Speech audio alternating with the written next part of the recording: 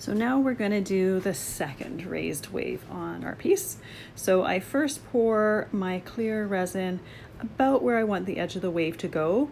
I will use my gloved hand and change the shape of the wave if I don't like how it ends up pouring.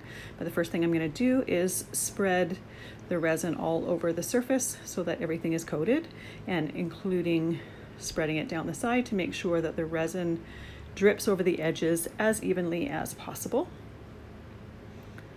And I typically keep going over it several times just to make sure there's nothing missed at all.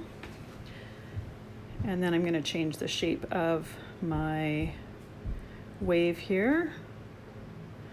I wanted it to be a little bit more subtle than what I had already had on there. So I'm going to remove my glove and use my heat gun on the lowest setting to remove the bubbles that have accumulated on the surface. And again, you don't have to do this super fast. You can take as long as it needs to remove all the bubbles that have raised to the surface. You'll find that some of them appear as you're doing this because you're heating up the resin and it's bringing them to the surface.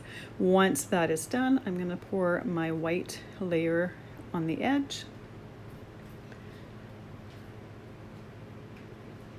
And again, I'm having the white drip over the side and then pouring it right along the edge of my clear resin.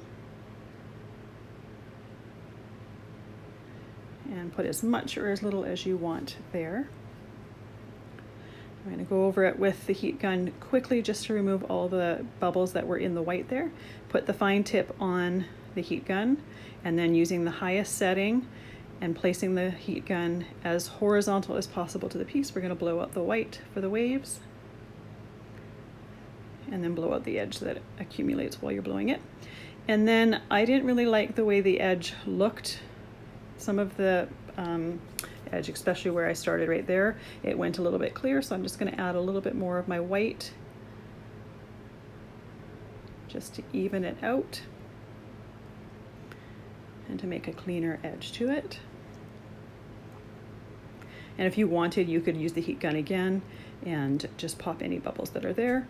Quickly use the baker's torch to run over the top, and again, not for too long, just a quick run over, and then cover it with your clear container to protect it.